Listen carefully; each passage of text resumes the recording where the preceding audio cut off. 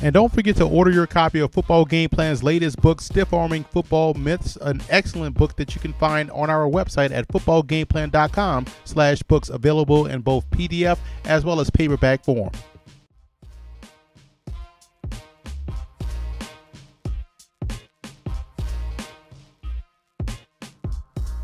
Welcome to footballgameplan.com, where football makes sense. I'm Emery Hunt, the czar of the playbook. Bring you our 2014 NFL team preview for the Houston Texans. We're going to take a look at their offense, their defense, as well as their special teams. So let's start off on the offensive side of the football with the quarterback position. This is, in my opinion, the biggest concern on both sides of the football for the Houston Texans. Ryan Fitzpatrick has been named the starter, but with his inconsistent play, you wonder why wouldn't the Texans just go with rookie fourth-round pick Tom Savage out of Pitt? At least you know the rookie will continue to grow while Fitzpatrick will only decline. The forgotten man is Case Keenum, who played well in spurts last year, but what plagued him at the University of Houston reared its ugly head during the season, and that's his inability to handle the blitz. Stability and consistency at this position will be crucial this year, as the Texans have enough talent offensively to win ball games.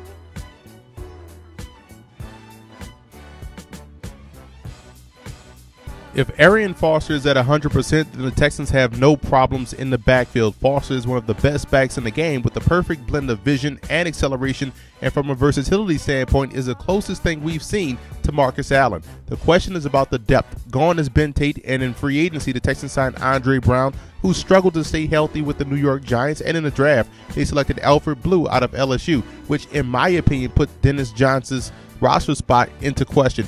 Johnson performed okay in his limited action last year, and outside of Foster, I question the depth of this unit.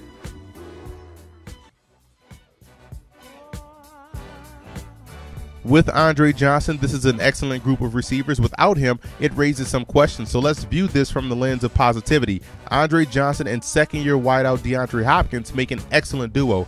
Hopkins definitely lived up to the first-round billing last year and should go over 1,000 yards this season. The hope is that either Keyshawn Martin or Devere Posey becomes that reliable third option in the passing game, and Martin started to show flashes last year when he earned more playing time. I wouldn't rule out free agent signing Mike Thomas from the Jacksonville Jaguars to be that slot guy that they're looking for as their third receiver. Once again, the Texans are solid at tight end. Garrett Graham is entering his fifth year and was third on the team in receiving with 545 yards. Second-year player Ryan Griffin started to emerge late in the season, and they've added C.J. Fedorowicz, a rookie out of Iowa, who's a more traditional tight end that does well on both ends of offense.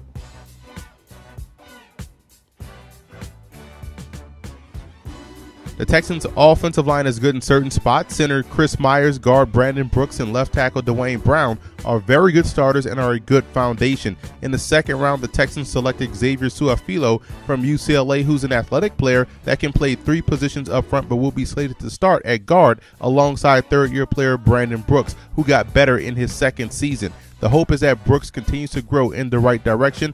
Right tackle is a question mark, as Derek Newton has battled inconsistency throughout his career. The problem here is the depth up front. Outside of Ben Jones, who can play guard or center, or maybe even Cody White, there isn't a player that can at least push for starting duties. This unit can't afford any injuries in 2014.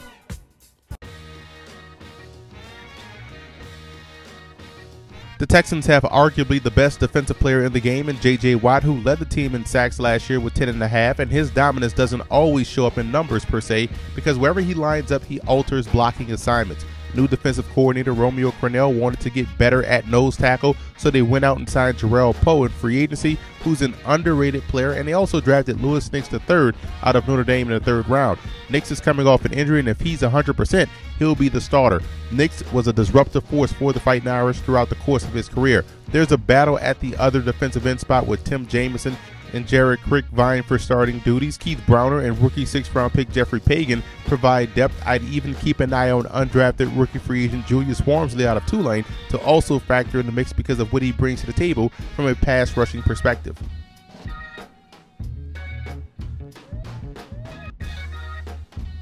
Health permitting, the Texans linebacking core should be back to what we're used to seeing from their second level. Outside linebacker Whitney Merciless is on the verge of a breakout season. Merciless had 7 sacks last year and performed well in his first full season as a starter. Opposite of him is the #1 overall pick Jadeveon Clowney out of South Carolina, who has the potential to have a Lawrence Taylor type impact at the next level. he landed in the perfect spot because he'll be much better with his hand off the ground.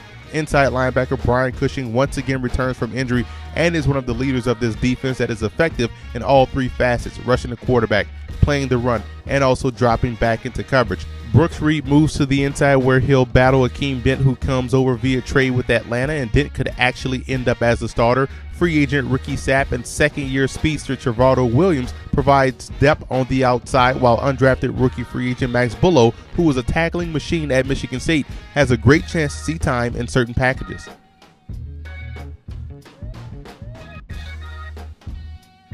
The secondary will benefit from better pressure up front. I don't think they are as bad as people are making them out to be. Both Jonathan Joseph and Kareem Jackson are solid corners and can get the job done.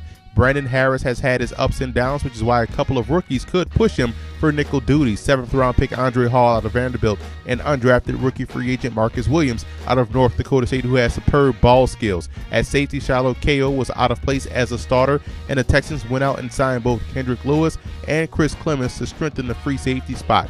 Second-year player DJ Swearinger is a great talent but must play with better control. I would expect a much better and much more consistent effort from him this season. Overall, this unit gave up its fair share of big plays, but let's not forget the Texans were 29th in getting to the quarterback, so you know how much the front end really helps out the back end.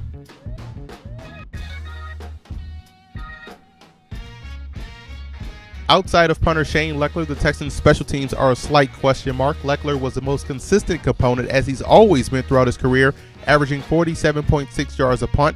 Kicker Randy Bullock had an up and down season, and the hope is that how he finished last year is how he'll start the 2014 campaign. Keyshawn Martin is steady as a returner. He handles both kickoff and punt return duties, bringing back one punt for a touchdown. With the added free agents in the offseason, the hope is that the coverage units improve. Both kickoff and punt coverage units were a big-time liability last year.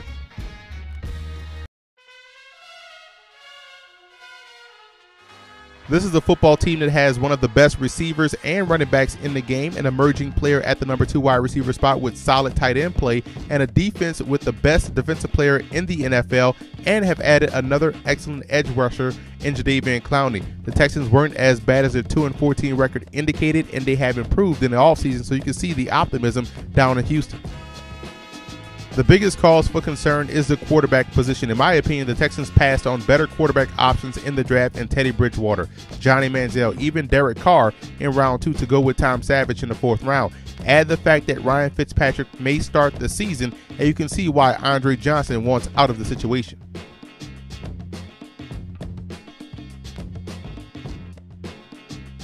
The road to the Super Bowl for the Texans goes as follows. Number 1, Ryan Fitzpatrick's situational football has to improve. That's your 4-minute offense, 2-minute offense, end of game situations, 3rd down offense, and even in the red zone. If he can improve in those areas, the Texans have a great chance to put up a lot of points. And number 2, that front 7 defensively has to get back to its disruptive self. When they were the top defense in the league, they were able to get pressure on the quarterback, get sacks, and create turnovers. That has to happen in 2014. And the red zone offense has to significantly improve. Last year, they struggled putting the football in the end zone. If they can do that this year, over 17 points a game like they finished last season, I think the Texans have a great chance to win a division and make some noise in the playoffs.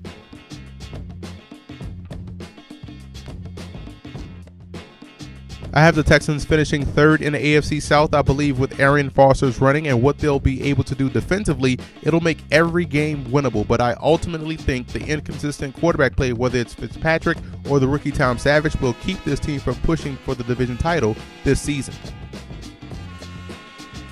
And I also want to give a huge shout out to Texans fan forums for always showing football game plan support.